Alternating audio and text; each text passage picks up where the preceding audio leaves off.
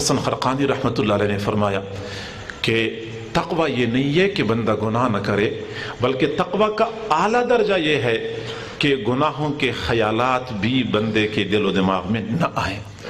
فکر گندی ہو چکی ہے، فکر کی گندگی ذکر سے دور ہوتی ہے، اور ذکر ہم کرتے نہیں ہیں۔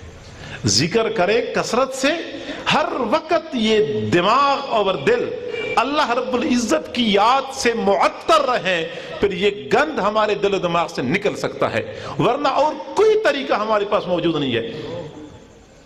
اس کا تعلق جوانی یا بڑھاپے کے ساتھ نہیں ہے۔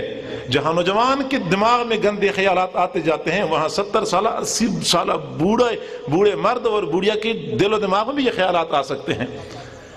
جہاں 20-30 سالہ نوجوان اپنی نگاہوں کو قابو نہیں کر سکتا، وہاں 60-70 سالہ بوڑھے بھی رو رہے ہیں کہ ہم اپنی نگاہوں کی حفاظت نہیں کر سکتے۔ کیسے ہوگا سلسلہ؟ ذکر کی کثرت سے بندے کا دل اور دماغ ایسا صاف ستھرا پاکیزہ ہو جاتا ہے۔ ہمارے نقشبندی سلسلے میں یہی کچھ بتایا جاتا ہے۔ وقوف قلبی کا اہتمام کریں۔